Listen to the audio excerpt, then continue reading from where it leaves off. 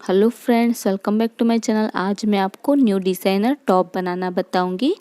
तो उसके लिए मैंने ये 1.5 मीटर कॉटन का फैब्रिक लिया हुआ है। आप इसे किसी भी फैब्रिक में से बना सकते हैं। तो सबसे पहले हम फैब्रिक को 4 फोल्ड करके बिछाएंगे। जो मेरी साइड है वो बंद वाली साइड है और जो ऊपर की साइड है वो इसकी खुली हुई साइड है। और इसकी जो लंबाई है वो मैंने 25 इंच की रखी है। ये 24 इंच की लंबाई हमारी रेडी होगी। अभी ऊपर से शोल्डर के लिए हमें 7.5 इंच पर निशान लगाना है, क्योंकि हम इसमें बोटनेक गला बनाने वाले हैं। तो शोल्डर हमें 7.5 इंच का ही लेना है। और आर्म होल की लंबाई के लिए भी हमें 7.5 इंच पर ही निशान लगाना है। 7.5 इंच पर निशान लगाते हुए एक सीधी लाइन ड्रॉ कर देनी है। जितना हमने शोल्डर लिया है उतना ही हमें आर्म होल भी लेना है। अभी यहाँ से हम चेस्ट का मेज़रमेंट लेंगे। तो आपकी चेस्ट का जो भी मेज़रमेंट हो उसका चौथा भाग करना है और उसमें 2 इंच ऐड कर देना है सिलाई मार्जिन के लिए। तो मैंने 11 इंच पर निशान लगाया है। चेस्ट का 4th पार्ट करके 2 इंच एक्स्ट्रा लेना है सिलाई मार्जिन के लिए। अभी बैक आर्म होल के लिए हमें 1.5 इंच पर निशान लगाना है और फ्रंट आर्म होल के लिए 1 इंच पर निशान लगाना है। और दोनों निशानों पर हमें राउंड शेप ड्रॉ कर देना है फ्रंट और बैक आर्म होल के लिए। अभी ऊपर से एक निशान हमें 14 इंच पर लगाना है कमर की चौड़ाई के लिए। यहाँ से हम कमर का मेज़रमेंट लेंगे। तो आपकी कमर का जो भी मेज़रमेंट हो उसका चौथा भाग करना है और उसमें भी हमें 2 इंच ऐड कर देना है सिलाई मार्जिन के लिए। तो मैंने 10 इंच पर निशान लगाया है। अभी नीचे से हमें हिप की चौड़ाई का चौथा भाग करना है और उसमें भी हमें 2 इंच ऐड कर देना है सिलाई मार्जिन के लिए। तो मैंने 11.5 इंच पर निशान लगाया है। हिप का 4th पार्ट करके 2 इंच एक्स्ट्रा लेना है। अभी दोनों निशानों को मिलाते हुए हम साइड से भी लाइन ड्रॉ कर देंगे। अभी गले की चौड़ाई के लिए हमें 4 इंच पर निशान लगाना है, क्योंकि हम इसमें बोटनेक गला बनाने वाले हैं। तो गले की चौड़ाई हमें 4 या फिर 4.5 इंच की लेनी है। और पीछे की गले की लंबाई के लिए हम 2 इंच पर निशान लगाएंगे और आगे की गले की लंबाई के लिए हमें 4 इंच पर निशान लगाना है। और दोनों निशानों पर हमें बोटनेक शेप ड्रॉ कर देना है फ्रंट और बैक नेक के लिए। अभी सबसे पहले मैं बैक नेक और बैक आर्म होल से इसकी कटिंग कर देनी है। तो जैसे हमने ड्रॉ किया है बिल्कुल वैसे ही हमें इसकी कटिंग कर देनी है। तो देखिए इस तरह से मैंने कटिंग कर दी है। अभी हमें इसमें से एक पार्ट को निकाल लेना है। इस तरह से हम एक पार्ट को निकाल लेंगे और इसे वापस से डबल फोल्ड करते हुए हमें फ्रंट नेक और फ्रंट आर्म होल की कटिंग कर देनी है। तो देखिए इस तरह से मैंने कटिंग कर दी है। अभी हमें फ्रंट का पार्ट ऐसे ही रहने देना है और ऊपर से नीचे तक हमें 1 इंच पर निशान लगाना है। देखिए इस तरह से ऊपर से लेकर नीचे तक हम 1 इंच पर निशान लगाएंगे और एक सीधी लाइन ड्रॉ कर देंगे। इस तरह से हमें एक सीधी लाइन ड्रॉ कर देनी है। अभी हम इसकी कटिंग करेंगे। तो जो हमारा ऊपर वाला पार्ट है, यानी कि जो ऊपर वाला फैब्रिक है, उसमें ही हमें इसकी कटिंग कर लेनी है। नीचे में हमें इसकी कटिंग नहीं करनी है। तो देखिए इस तरह से मैंने कटिंग कर ली है और एक बड़ा पार्ट है और एक छोटा पार्ट है। अभी हम स्लीव की कटिंग करेंगे। तो फैब्रिक को मैंने 4 फोल्ड करके बिछाया हुआ है। जो मेरी साइड है वो इसकी बंद वाली साइड है और जो ऊपर की साइड है वो खुली हुई साइड है। और इसकी जो लंबाई है वो मैंने 5 इंच की रखी है और ऊपर से जो इसकी चौड़ाई है वो मैंने 9 इंच की रखी है। अभी कैप स्लीव की लंबाई के लिए हमें 3 इंच पर निशान लगाना है और बंद वाली साइड से भी हम 3 इंच पर निशान लगा लेंगे। 3 इंच पर निशान लगाते हुए हमें एक सीधी लाइन ड्रॉ कर देनी है और खुली हुई साइड से हमें 2 इंच पर निशान लगाना है सिलाई मार्जिन के लिए। और इसमें हमें स्लीव का शेप ड्रॉ कर देना है।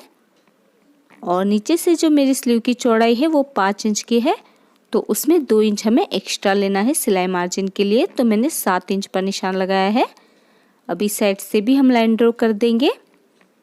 अभी हमें इसकी कटिंग कर देनी है। तो जैसे हमने ड्रॉ किया है बिल्कुल वैसे ही हमें इसकी कटिंग कर देनी है।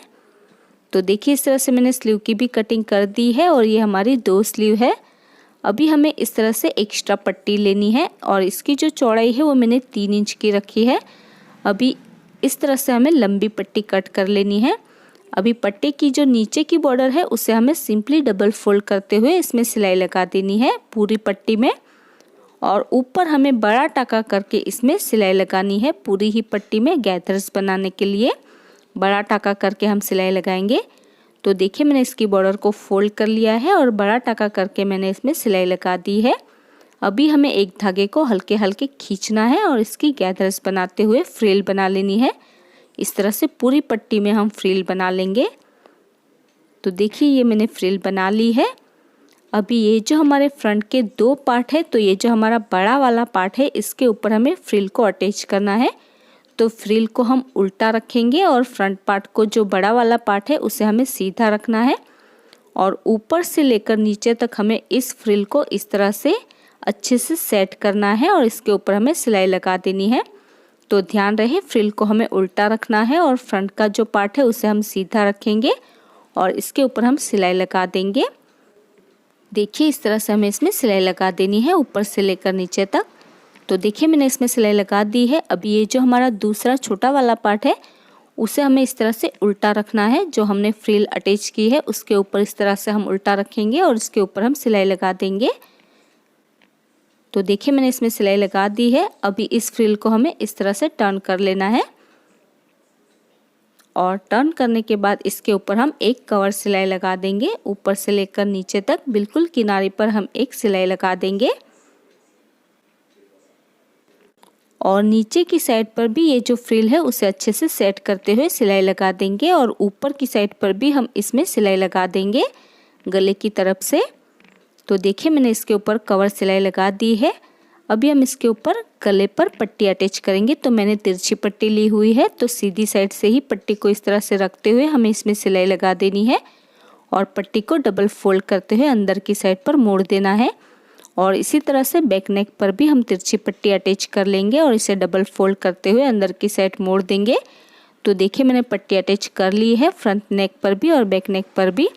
अभी एक पार्ट को हमें सीधा रखना है और उसके ऊपर दूसरा पार्ट हम उल्टा रखेंगे और इसके शोल्डर जॉइंट कर लेंगे।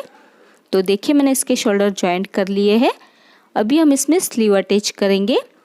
तो सिंपली हमें स्लीव को सेंटर से ही उल्टा रखना है और इसके ऊपर हमें सिलाई लगाकर स्लीव को अटैच कर लेना है।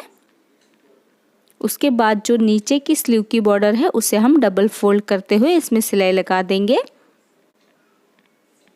और इसी तरह से दूसरी साइड के आर्म होल के ऊपर भी हम स्लीव को उल्टा रखेंगे और इसके ऊपर हम सिलाई लगाकर स्लीव को अटैच कर लेंगे और स्लीव की जो बॉर्डर है उसे हमें डबल फोल्ड करते हुए इसमें सिलाई लगा देनी है। तो देखिए मैंने स्लीव को अटैच कर लिया है और स्लीव की जो बॉर्डर है उसे भी मैंने फोल्ड कर लिया है।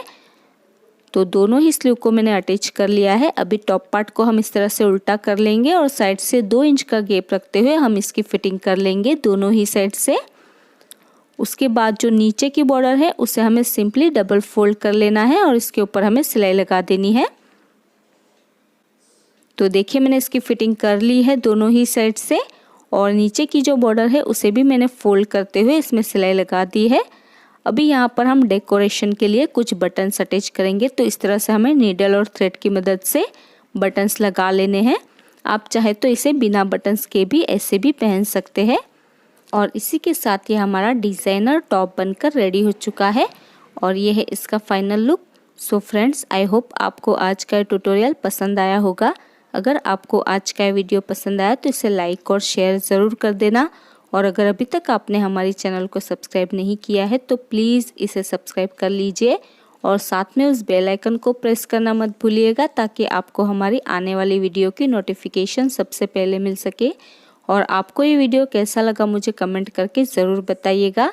मेरा ये वीडियो देखने के लिए thank you so much guys.